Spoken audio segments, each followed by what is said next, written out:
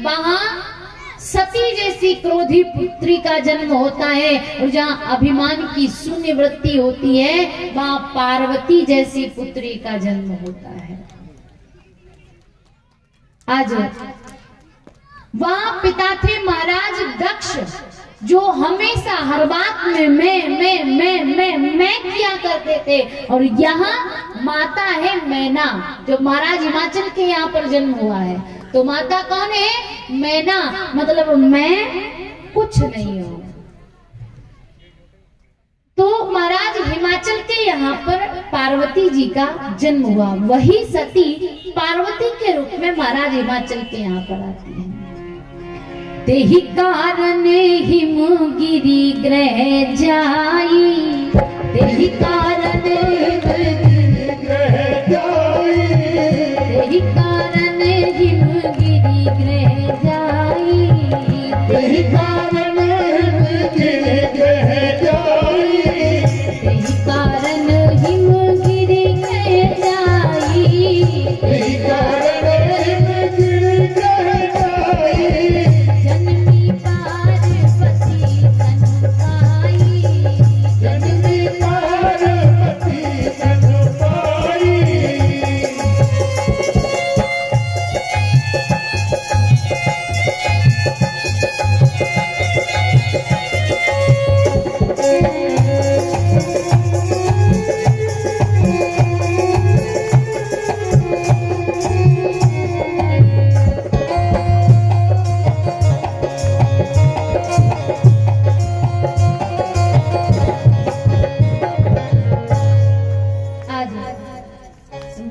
माता सती पार्वती के रूप में महाराज हिमाचल के यहाँ पर आई, थोड़ी बड़ी हुई।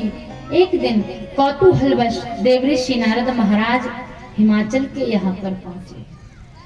महाराज हिमाचल ने देवऋषि नारद का स्वागत सम्मान सत्कार किया, अपनी पुत्री पार्वती को बुलाया, प्रणाम कराया और देवऋषि नारद से हस्तरेखा देखने के लिए कहा। देवऋषि नारद माता पार्वती की हस्तरेखा देखकर कहते हैं, आपकी पुत्री जो है वह सर्वगुण संपन्न है, सब लक्षण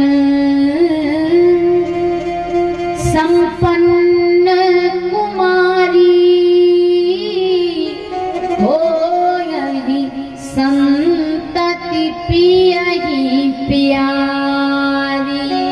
आपकी पुत्री जो है वह सर्वगुण संपन्न है, लेकिन महाराज हिमाचल बोले लेकिन, नारद जी कहते हैं लेकिन बात यह है कि इनकी हस्तरेखा में जो आगे बात लिखी है इनमें कुछ गुण दोष भी है।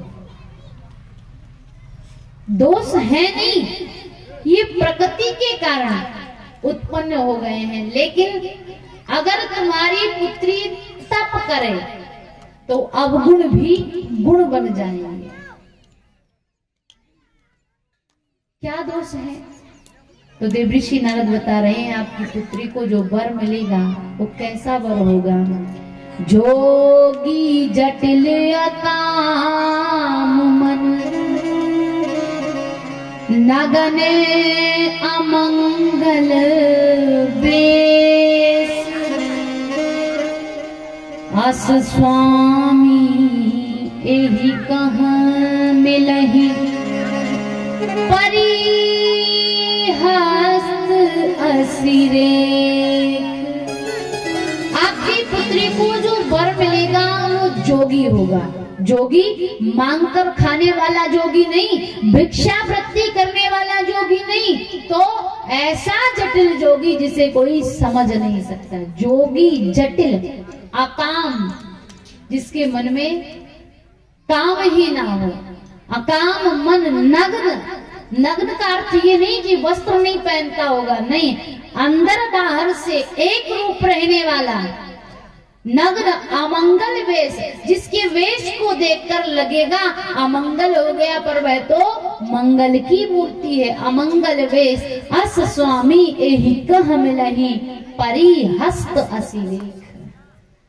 और तो और एक तो अवगुण और है, कहा क्या? कहा ऐसा वर मिलेगा जिसकी माता का पता नहीं, पिता का पता नहीं। देवऋषि नारद बता रहे हैं, आगुन अमान, आगुन अमान, मात पितु हीना,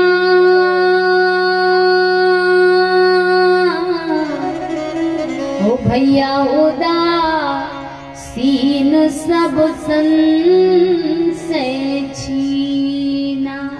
अगुण, अगुण का अर्थ ये नहीं कि गुण नहीं होंगे, बहुत सारे गुण होंगे लेकिन उनके गुणों को कोई पहचान नहीं सकता। अमान मतलब जो मान सम्मान का भूखा ना हो, मात पितु हीना, जिसकी माता का पता नहीं, पिता का पता नहीं, ऐसा वर आपकी पुत्री को प्राप्त होगा। और जैसे ही ये बात माता मैना और महाराज हिमाचल ने सुनी, माता मैना को बड़ी चिंता हुई। महाराज हिमाचल का हाथ पकड़ा और थोड़ी दूर ले गई और कहने लगी, ये बाबा जी क्या कह रहे हैं? महाराज हिमाचल कहते हैं, ये देवऋषि नारद हैं, ये जो कह देते हैं वो सत्य होता है, इनका वचन झूठा नहीं हो सकता। तो माता मैना बोल पड़ी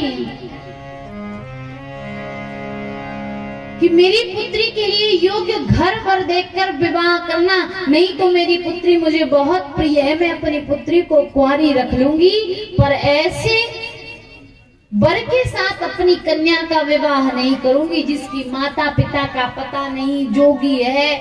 और भगवान शंकर के जब गुण सुने तो माता मैना महाराज हिमाचल से कह रही हैं, जो घर वर कुल होए अनुपा, करिए विवाह सुता अनुरूपा। जो घर वर कुल होए अनुपा, करिए विवाह सुता अनुरूपा।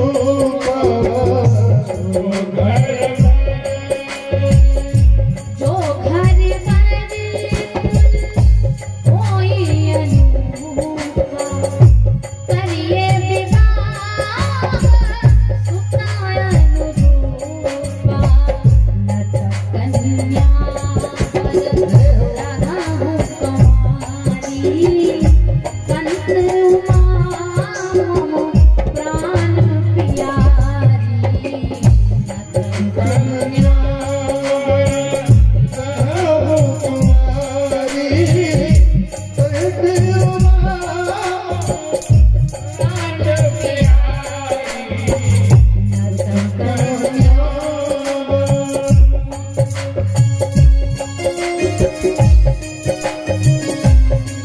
जय हो।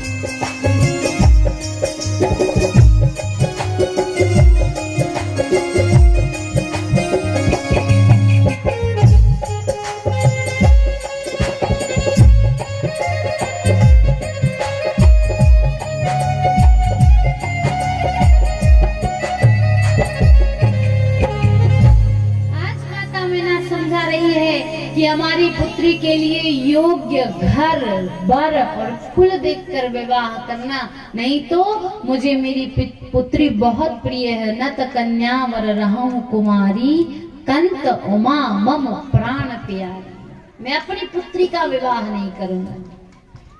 देवऋषि नारद के पास आए। देवऋषि नारद से पूछा गया, क्या जो गुण दोष हस्तरेखा में बताए गए हैं वो मिट नहीं सकते? देवऋषि नारद कहते हैं, ये तो भावी है, जो भाग्य में लिख दिया गया है वो विधाता भी नहीं मिट सकता। क्योंकि बात उस समय की है जिस समय चक्रवर्ती सम्राट महाराज दशरथ का स्वर्गवास हो गया। तो वशिष्ठ जी महाराज भरत जी को समझाते हैं कि सुनहु भरत भावी प्रबल, बिलख कहीं मुनि नाथ, और हानि लाभ जीवन मरण, यस अपयस विधि हाथ। ये 6 संप्रदाय भगवान ने किसी को नहीं दिए हैं। कब किसका यश हो, कब किसका अपयश हो, कब किसका जन्म होगा, कब किसकी मृत्यु होगी, कब किसे हानि होगी, कब किसे लाभ होगा, ये 6 संप्रदाय परमात्मा के हाथ में है। लेकिन भावी मैट नहीं सकती, जो भाग्य में लिख दिया गया है वो होनी मिट नहीं सकती। क्यों? क्योंकि कहा जाता है राई घटे ना तिल बढ़े। लेकिन एक उपाय है, कहा क्या? बोले जो तप करे कुमारी तुम्हारी,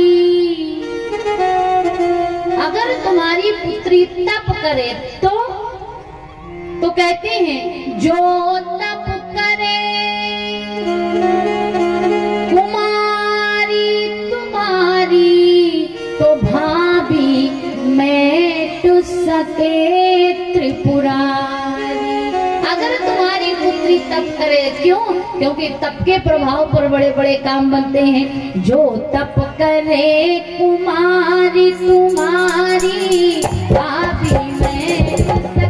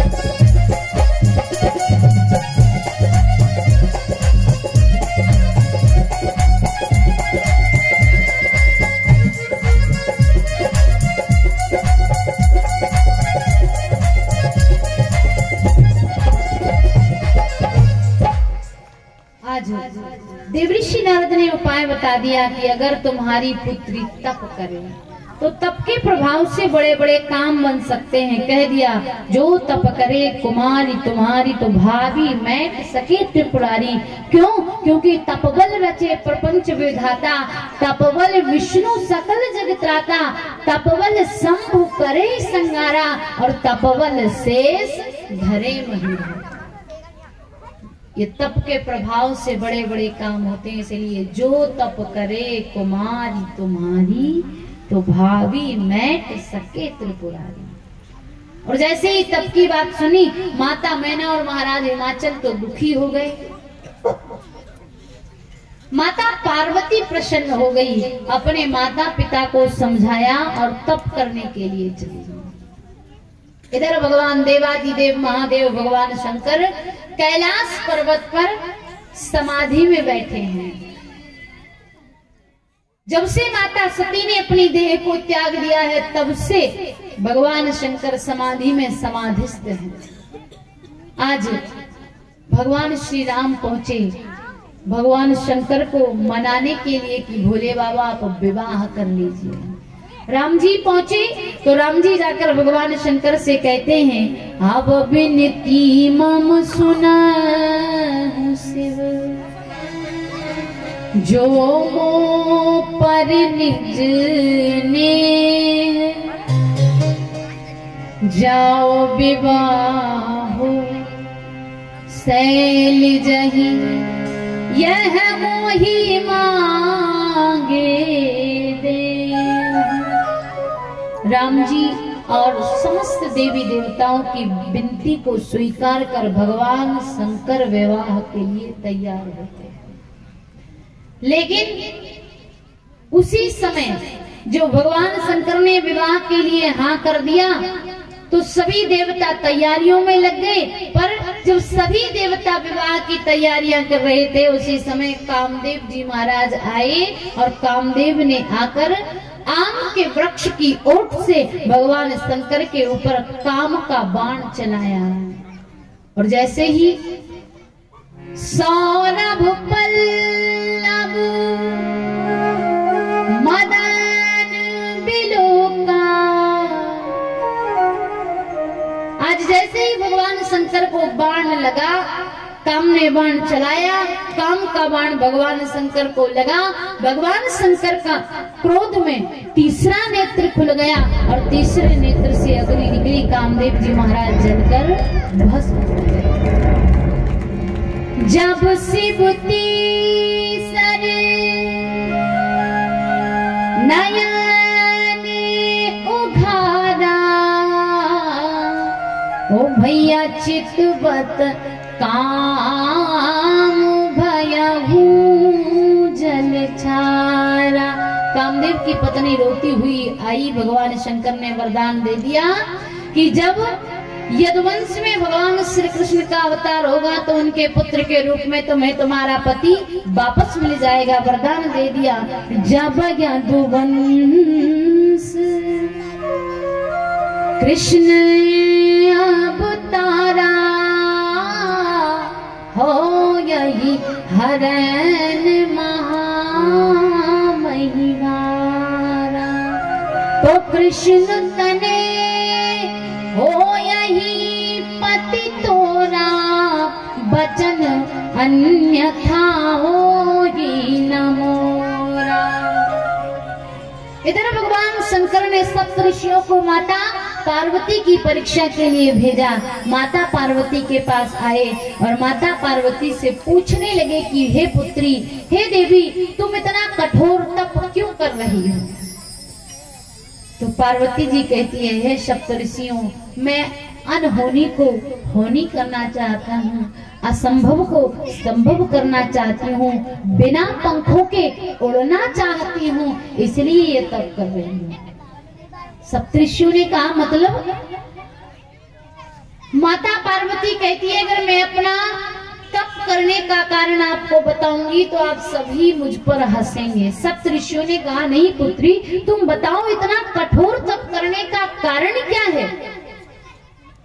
तब माता पार्वती सप्तऋषियों से कहती है, जन्म कोटि लगी रगड़ हमारी, जन्म कोटि लगी रगड़ हमारी, जन्म कोटि लगी रगड़ हमारी, जन्म कोटि लगी रगड़ हमारी, जन्म कोटि लगी रगड़ हमारी, जन्म कोटि लगी रगड़ हमारी, बरहु शंभु न तरहु कवारी, बरहु शंभु न तरहु कवारी।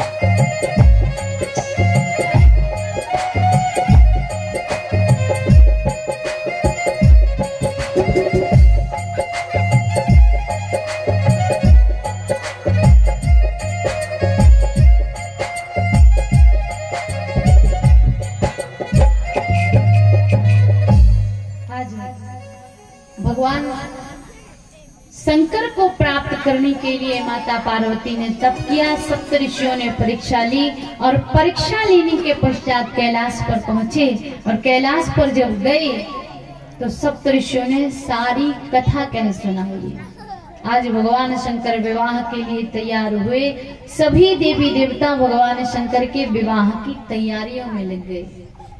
और जैसे ही सभी देवी देवता विवाह की तैयारियां करने लगे, भगवान शंकर के जो गण हैं वह भगवान शंकर के पास आए और भगवान शंकर से कहा, भोले बाबा आपने विवाह के लिए हाँ कर दिया? शंकर जी बोले, हाँ कर तो दिया है। गणों ने कहा, महाराज क्या विवाह ऐसे ही हो जाता है? शंकर जी बोले, मतलब? गणों ने कहा, अरे घर में कुछ है नहीं और विवाह की तैयारियां होने लगी, विवाह के लिए कुछ सामान चाहिए। भगवान शंकर ने कहा, अच्छा क्या सामान चाहिए वो बता दो। तो गणों ने कहा, और सब सामान तो छोड़ो, आप तो दूल्हे का श्रृंगार ही सुन लो। आज भगवान शंकर के गण भगवान शंकर का श्रृंगार कर रहे हैं और किस प्रकार भगवान शंकर का श्रृंगार हो रहा है, दर्शन करें। शिव ही संभुगन करहि सिंगारा, ओ भैया जटा मुकुट आही मोर सवारा, कुंडल कंकन पहिरे प्याला, तन विभूति पटके हरि छाला। भगवान शंकर के गणों ने कहा,